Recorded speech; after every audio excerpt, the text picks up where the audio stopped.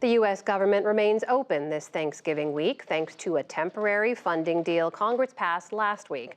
But that deal starts to expire in January, and conservatives are signaling they won't pass another funding deal without addressing a bigger issue, the swelling U.S. national debt.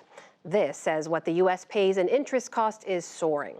Jeff is with our Lisa Desjardins to make sense of the trillions involved.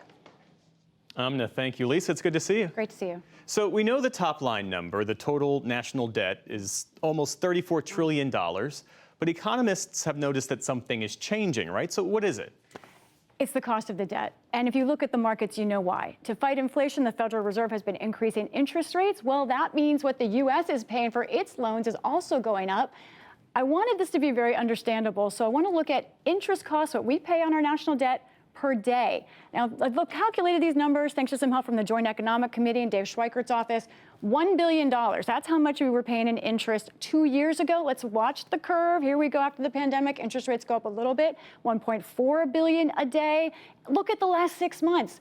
As we see interest rates go up, look at what the U.S. is paying. More than twice in interest costs per day that we did 2 years ago. Now, $2.6 billion, what is that? Think about this. In a week, what we're paying on interest is enough for everything President Biden has requested for border security for a year. Wow. So what about the total number? Right. Okay. Another big number. What does this mean overall? Right now, the U.S. in a year, looking November to October in the past year, spent $749 billion on interest. What does that number mean?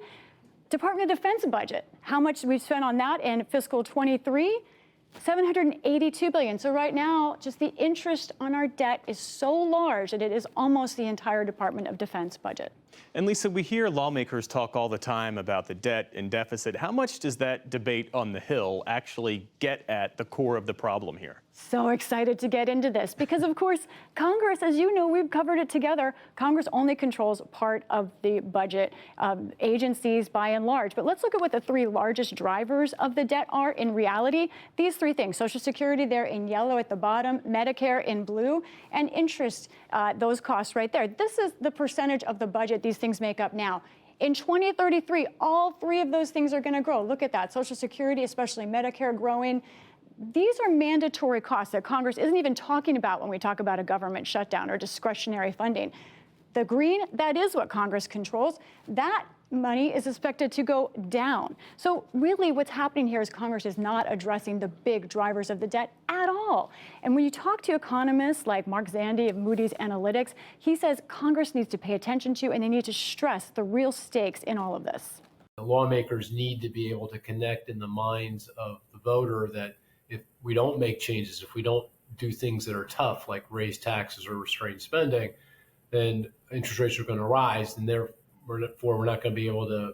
Most Americans won't be able to afford to buy a home and become a homeowner, or even buy a vehicle. So, I think it's going to take some pressure, some economic pressure, for lawmakers to really come to terms. But so far, they haven't done that. So, Lisa, what are lawmakers proposing as potential solutions here? We went back and listened to the last couple of weeks of debate about fiscal policy, about a potential government shutdown that we just avoided this time around. And first, I want to note that there are more members of Congress talking about this issue. So let's listen, first of all, of what they had to say. The greatest threat to our national security is our nation's debt. We've been spending more than we bring in our government every year for the past 21 years. As a nation, we must be concerned about the growth in the national debt. When is it going to be enough? Is $34 trillion of debt not enough? $2 trillion deficits not enough? If you don't like math and don't want to deal with reality, please stop watching.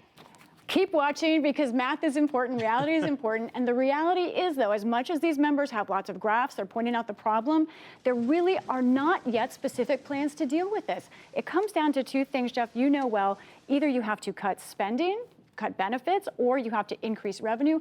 Most every smart economist says you've got to do some combination of both, but it's become a partisan debate. There is a potential commission on the horizon. Speaker Johnson mentioned that in his first speech. He wants a commission.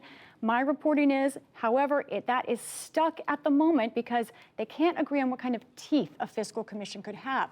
It's fine to propose recommendations, but if the Senate doesn't really have to take a vote, what does it matter? Until they can agree on that, Even a commission itself is in gridlock, even as our debt continues to get more and more at the moment. Lisa Desjardins, thanks so much for this great reporting and analysis. You're welcome.